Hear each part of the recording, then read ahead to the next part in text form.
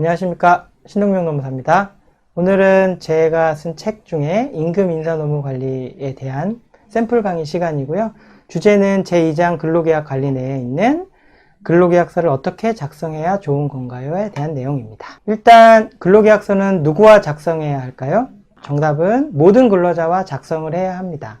당연한 얘기지만 지켜지지 않기 때문에 제가 이번 첫 번째 주제로 삼은 거죠. 정직원뿐만 아니라 아르바이트 직원, 일용 근로자, 심지어 신용불량 상태 직원 등 모든 근로자와 근로계약서를 작성을 해야 되는 겁니다. 이분은 이래서 안 하고 저분은 저래서 안 하고 이런 거 없이요. 모든 근로자라면 모두 다 근로계약서를 작성을 해야 되겠습니다. 생각을 해볼게요. 만약에 그러면 절대 안 되시겠지만 불법 체류 외국인을 어떤 경우에 쓰고 계세요. 그러면 이분과도 근로계약서를 써야 할까요? 어떨까요? 불법 체류 외국인 근로자죠. 근로자기 때문에 이분과도 원칙적으로 써야 되는 것이고요. 이분과 계약서를 쓰지 않으면 그에 따른 처벌을 받게 됩니다. 불법 체류 외국인은 불법인데도 그렇게 해야 되나요? 라고 말씀하실 수도 있는데, 체류를 불법으로 하는 거는 별도로 처벌을 받는 거고요. 근로자라면 근로계약서를 써야 되는 건 별도라고 생각을 하시면 되겠습니다. 프리랜서로 일하는 사람과는 어떻게 계약을 체결해야 될까요? 우리 회사가 일을 하다 보면 근로자가 아니고 프리랜서랑도 일을 할 수가 있잖아요. 근데 보통 회사에서 프리랜서를 쓰시면서도 계약서가 별도로 없기 때문에 근로계약서를 작성하시는 분들이 있습니다. 근로계약서는 근로자와 작성을 하는 거겠죠. 그래서 근로자가 아니라고 하시면 그분은 근로계약서를 쓰시는 게 아니고 프리랜서 계약에 합당한 프리랜서 계약서 같은 거를 작성을 하셔야 되겠습니다. 별도로 쓰시는 거를 주의하셔야 되고요.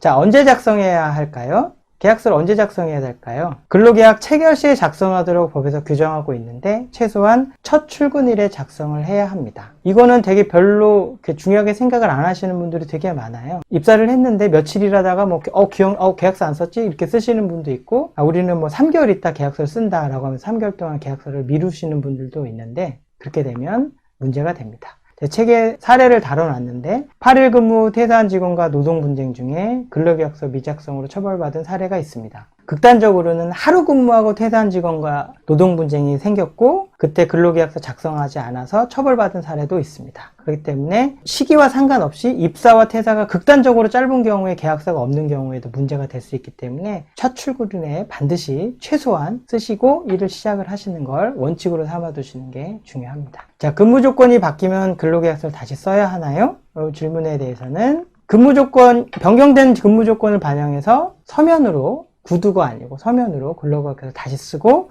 직원과 나눠가시는 것까지 하셔야 됩니다. 만약에 임금은 변경이 없고요. 근로계약 기간만 바뀐 거죠. 예를 들어서 올해는 연봉이 3,000이었는데 내년에도 3,000인 거예요. 그런 경우에 또 다시 써야 되느냐, 이렇게 번거롭지 않냐, 바뀐 게 없는데, 그런 걸 대비해서 계약서상에 자동갱신 조항을 두면 좋습니다. 무슨 말씀이냐면 계약서 내에 계약기간 만료일 30일 전까지 별도의 근로계약 갱신이 없으면 동일한 조건으로 재계약한 것으로 한다, 이런 조항을 두게 되면 굳이 임금이 바뀌지 않았는데 다시 쓰실 필요는 없겠습니다. 자, 네 번째, 수습기간을 두고 싶은데 어떻게 해야 되나요? 우리가 직원을 채용했을 때 수습을 두는 경우도 있잖아요. 그럴 경우에는 수습 근로자와도 입사 후 즉시 근로계약을 체결해야 됩니다. 아까도 잠깐 말씀드렸듯이 3개월 정도 수습 끝나고 계약서 쓰시는 분이 있는데 그 사이에 그분과 분쟁이 생겨서 계약서를 쓰지 않으면 처벌을 받기 때문에 수습 근로자와도 반드시 즉시 입사한 첫날 쓰셔야 되는 거고요. 특히 수습기간 관련해서 수습기간, 그 다음에 그 수습기간 동안 받는 임금이 다르시다면 그걸 명확히 계약서에 쓰셔야지 그 내용이 인정이 됩니다. 구두로 야, 너는 수습이고 3개월이야 이렇게 했는데 계약서에는 아무 내용이 써 있지 않으면 향후에 그 수습기간 자체를 인정받지 못하기 때문에 주의하셔야 되고요. 통상적으로 수습은 3개월로 계약을 하는 경우가 일반적이고요. 단순 노무 직종 같은 경우에는 최저임금 이하로 임금을 감액할 수가 없습니다. 수습기간이라 하더라도 수습을 두는 건 괜찮은데 그것 때문에 최저임금 이하로 임금을 감액할 수는 없습니다. 자, 수습 직원은 자유롭게 해고해도 괜찮나요? 수습제도라는 걸 먼저 아셔야 됩니다. 수습은 이미 정규직으로 채용한 상태를 의미합니다. 근데 대부분의 사업장에서 수습은 되게 불완전한 계약 형태, 즉 수습기간 동안 일을 하고 마음에 들지 않으면 해고할 수 있는 상태로 생각을 잘못 알고 계시기 때문에 문제가 되는 경우가 굉장히 많거든요. 이미 정규직으로 채용한 상태라는 거를 잊지 않으셔야 되는 거겠습니다.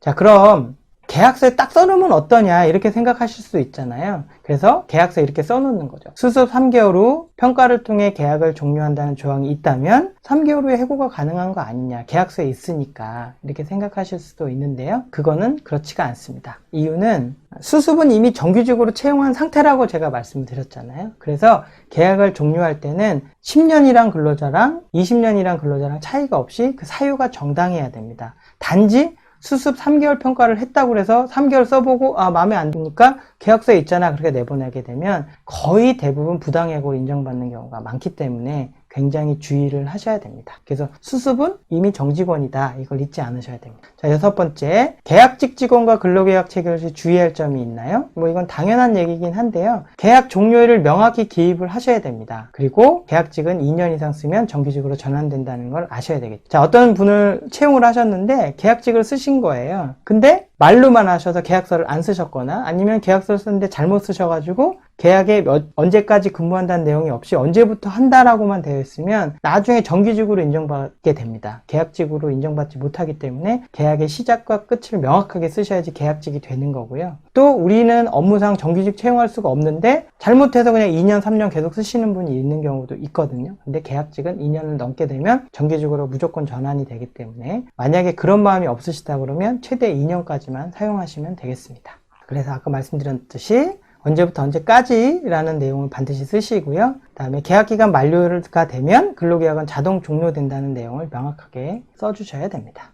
자, 작성된 근로계약서는 어떻게 관리돼야 될까요? 자, 아까도 잠깐 말씀드렸듯이 근로계약을 체결하고 나서 두 부를 작성을 해서 한 부는 근로자에게 반드시 교부를 해야 됩니다. 두 부 작성하기 어려우시면 한 부를 원본으로 작성하시고 복사해서 지급하시는 것도 가능합니다. 만약에 근로계약서를 작성했는데 교부하지 않으면 근로계약서를 작성하지 않은 것과 동일하게 처벌을 받게 됩니다. 그래서 계약서를 쓰고 안 주시면 안 주실 이유가 있거나 주실 마음이 절대 없다. 그러면 안 쓰셔도 됩니다. 어차피 처벌이 똑같기 때문에 반드시 교부를 하시는 걸 원칙으로 삼으셔야 되는 겁니다. 그래서 혹시 근로계약서를 못 받았다 이렇게 분쟁이 생기실 수 있기 때문에 근로계약서 상에 교부를 받았다 이렇게 확인 항목을 넣으셔도 좋고요. 아니면 별도로 리스트를 만들어서 나는 근로계약서를 수령했다 이렇게 내용을 받으셔도 좋겠습니다. 근로계약서 관련 처벌조항 살펴보면요. 정규직이랑 기간제 계약직 또는 아르바이트가 좀 다른데요. 정규직의 경우에는 근로계약서를 작성하지 않거나 교부하지 않은 경우에 대해서 500만 원 이하의 벌금을 부과하고 있습니다.